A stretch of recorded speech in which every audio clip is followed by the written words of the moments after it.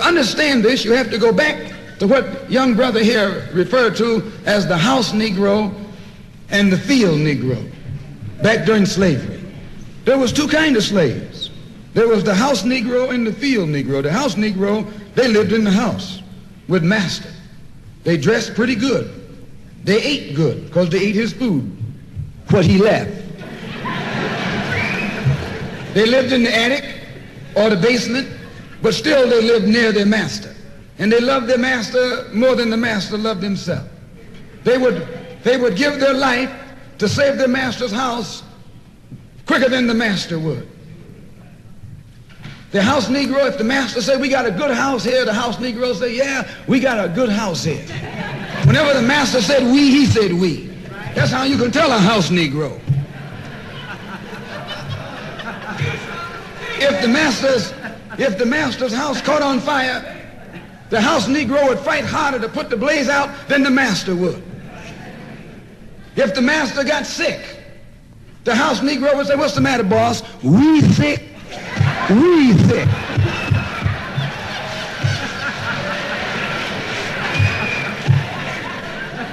He identified himself with his master more than his master identified with himself. And if you came to the house Negro and said, let's run away, let's escape, let's separate, that house Negro would look at you and say, man, you crazy. What you mean separate? Where is there a better house than this? Where can I wear better clothes than this? Where can I eat better food than this? That was that house Negro. In those days, he was called a house nigger. And that's what we call him today because we still got some house niggers running around here.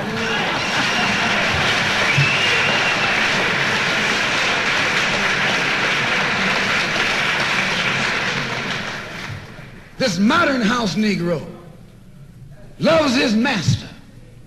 He wants to live near him.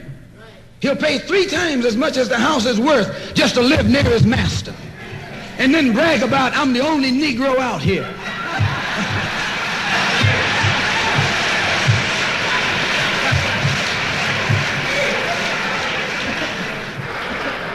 I'm the only one on my job. I'm the only one in this school. You're nothing but a house Negro. And if someone come to you right now and say, let's separate, you say the same thing that the house Negro said on the plantation. What you mean separate? From America? This good white man? Where you gonna get a better job than you get here? I mean, this is what you say. I ain't left nothing in Africa. That's what you say. Why, you left your mind in Africa.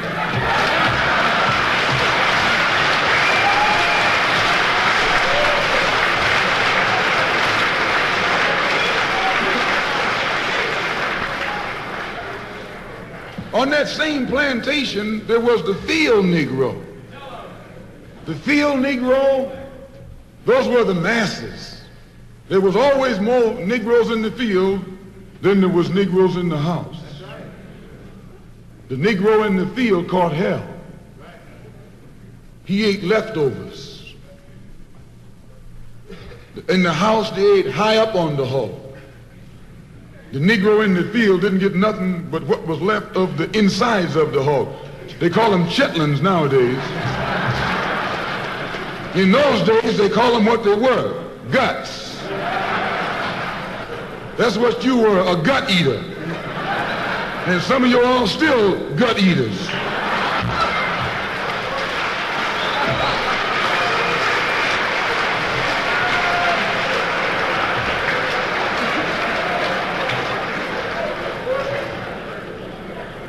The field Negro was beaten from morning till night. He lived in a shack, in a hut. He wore cast-off clothes. And he hated his master. I say he hated his master. He was intelligent. That house Negro loved his master. But that field Negro, remember, they were in the majority. And they hated the master. When the house caught on fire, he didn't try and put it out. That field Negro prayed for a wind. for a breeze. When the master got sick, the field Negro prayed that he died. If someone come to the field Negro and said, let's separate, let's run, he didn't say, where are we going? He said, any place is better than here.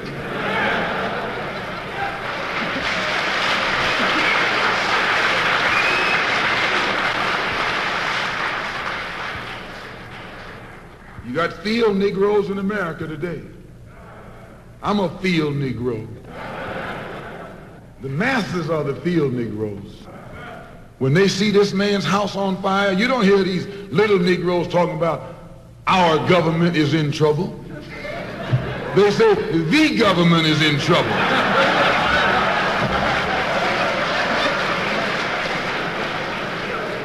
Imagine a Negro, our government. I even heard one say our astronauts. They won't even let him near the plant. And our astronauts, our Navy, that's a Negro that's out of his mind. That's a Negro that's out of his mind. Just as the slave master in that day used Tom, the house Negro, to keep the field Negroes in check, the same old slave master today has Negroes who are nothing but modern Uncle Toms, 20th century Uncle Toms, to keep you and me in check, keep us under control, keep us passive and peaceful and nonviolent. That's Tom making you nonviolent. It's like when you go to the dentist and the man is going to take your tooth. You're going to fight him when he start pulling. So they squirt some stuff in your jaw called Novocaine to make you think they're not doing anything to you. So you sit there, and because you got all that Novocaine in your jaw, you suffer peacefully.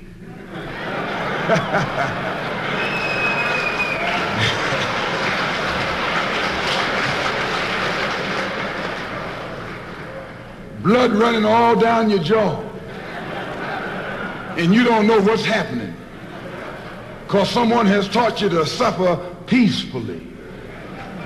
The white man do the same thing to you in the street.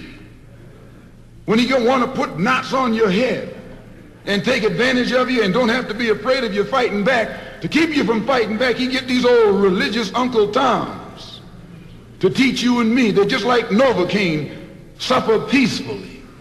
Don't stop suffering, just suffer peacefully. As Reverend Cleave pointed out, let your blood flow in the streets. This is a shame. And you know he's a Christian preacher. If it's a shame to him, you know what it is to me.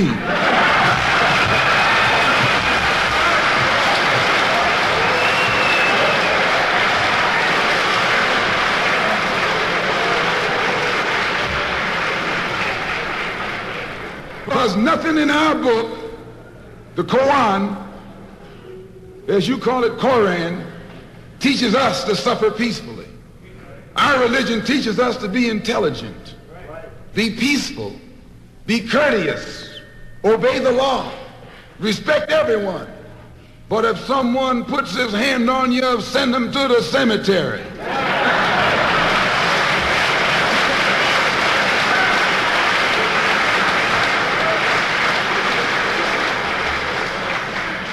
That's a good religion. In fact, that's that old-time religion.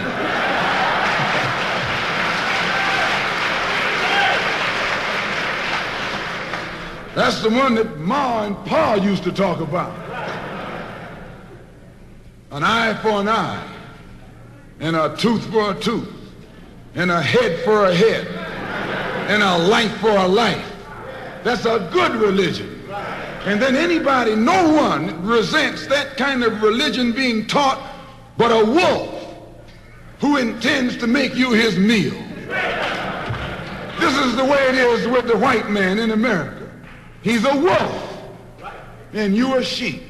Anytime a shepherd, a pastor, teach you and me not to run from the white man, and at the same time teach us don't fight the white man, he's a traitor. to you and me. Don't lay down our life all by itself. No. Preserve your life. It's the best thing you got. And if you got to give it up, let it be even Stephen.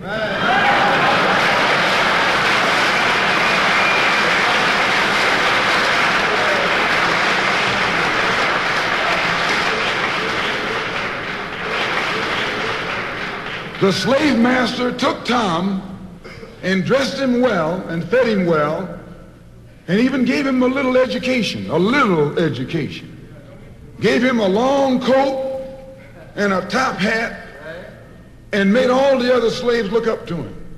Then he used Tom to control them.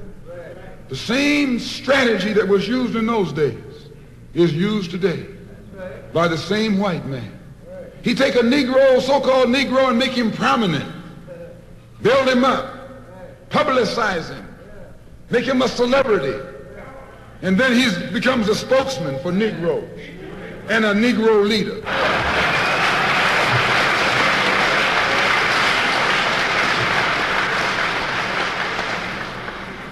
I would like to just mention one thing else quickly, and that is the method that the white man uses, how the white man uses these big guns or Negro leaders against the black revolution. They are not a part of the black revolution. They're used against the black revolution. When Martin Luther King failed to desegregate Albany, Georgia, the civil rights struggle in America reached its low point. King became bankrupt almost as a leader. Plus, even financially, the Southern Christian Leadership Conference was in financial trouble. Plus, it was in trouble, period, with the people when they failed to desegregate Albany, Georgia. Other Negro civil rights leaders of so-called national stature became fallen idols. As they became fallen idols, began to lose their prestige and influence, local Negro leaders began to stir up the masses. In Cambridge, Maryland, Gloria Richardson.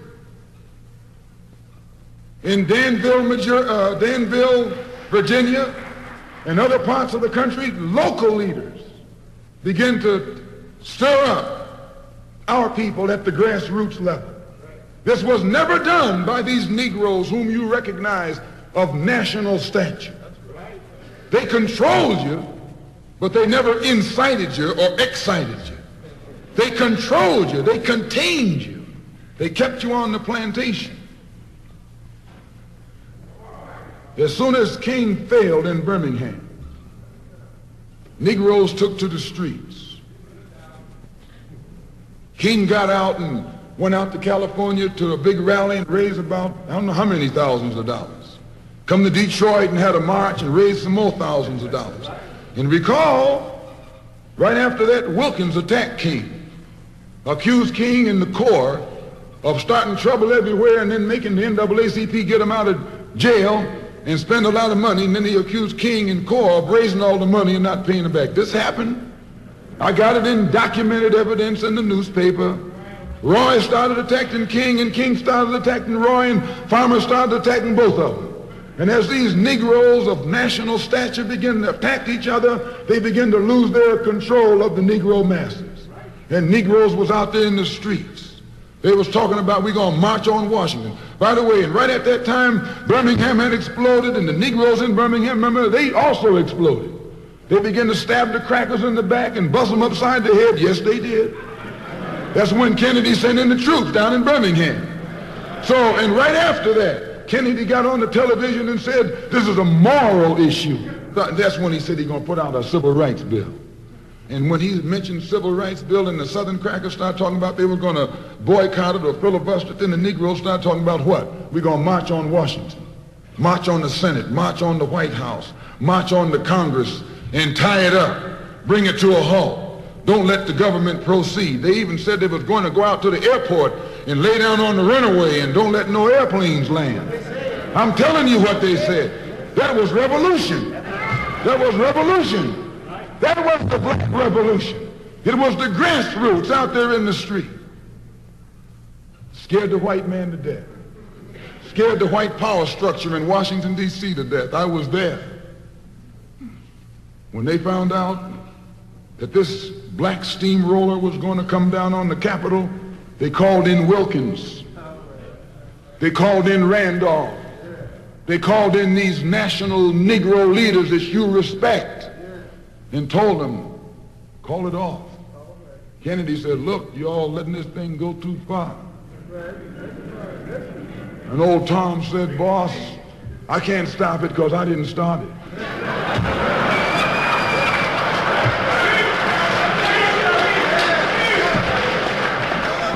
I'm telling you what they said. They said, I'm not even in it, much less at the head of it. They said, these Negroes are doing things on their own. They're running ahead of us. And that old shrewd fox, he said, well, if you all aren't in it, I'll put you in it. I'll put you at the head of it. I'll endorse it. I'll welcome it. I'll help it. I'll join it. A matter of hours went by. They had a meeting at the Carlisle Hotel in New York City. The Carlisle Hotel is owned by the Kennedy family. That's the hotel Kennedy spent the night at 2 nights ago. Belongs to his family. A philanthropic society headed by a white man named Stephen Currier called all the top civil rights leaders together at the Carlisle Hotel and told them that by you all fighting each other, you're destroying the civil rights movement. And since you're fighting over money from white liberals, let us set up what's known as the Council for United Civil Rights Leadership. Let's form this council, and all the civil rights organizations will belong to it. And we'll use it for fundraising purposes. Let me show you how tricky the white man is. And as soon as they got it formed, they elected Whitney Young as the chairman. And who you think became the co-chairman? Stephen Currier, the white man. A millionaire. Powell was talking about it down at the Cobo today. This is what he was talking about. Powell knows it happened. Randolph knows it happened. Wilkins knows it happened. King knows it happened. Every one of that so-called Big Six, they know what happened. Once they formed it with the white man over it,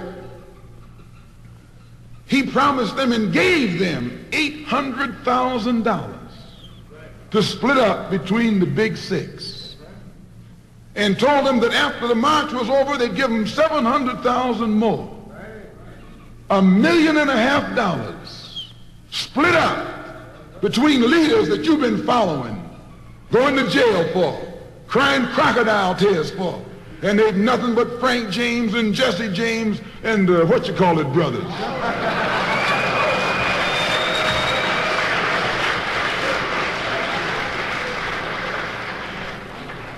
Soon as they got the setup organized, the white men made available to them top public relations experts,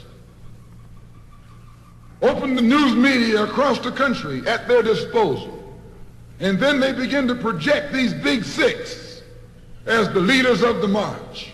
Originally, they weren't even in the march. You was talking this march talk on Hastings Street. Is Hastings Street still here? On Hastings Street.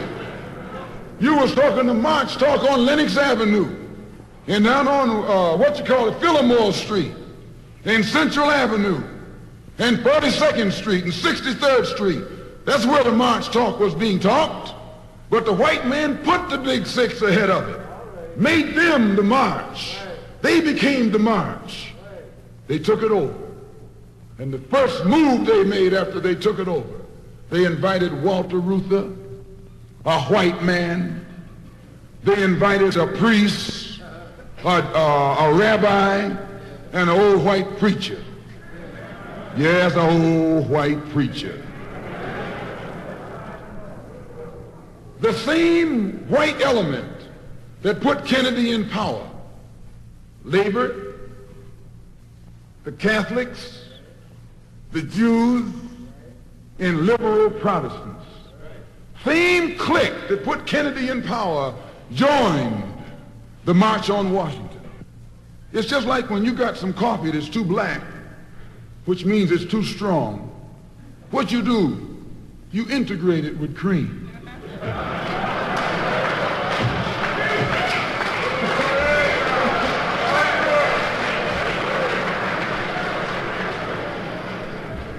You make it weak. If you pour too much cream in, you won't even know you ever had coffee. It used to be hot, it becomes cool. It used to be strong, it becomes weak. It used to wake you up, now it'll put you to sleep.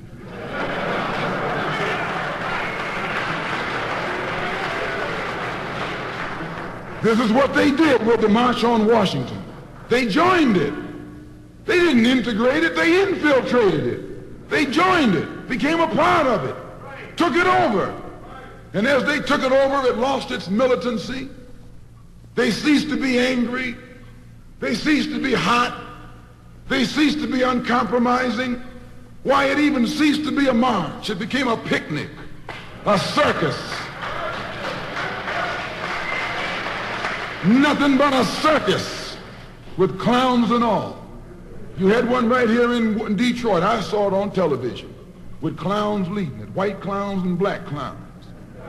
I know you don't like what I'm saying, but I'm going to tell you anyway, because I can prove what I'm saying. If you think I'm telling you wrong, you bring me Martin Luther King and A. Philip Randolph and James Farmer and those other three, and see if they'll deny it over a microphone. No, it was a sellout. It was a takeover. When James Baldwin came in from Paris, they wouldn't let him talk because they couldn't make him go by the script. Burt Lancaster read the speech that Baldwin was supposed to make. They wouldn't let Baldwin get up there because they know Baldwin liable to say anything. They controlled it so tight, they told those Negroes what time to hit town, how to come, where to stop, what sign to carry, what song to sing, what speech they could make and what speech they couldn't make, and then told them to get out of town by sundown.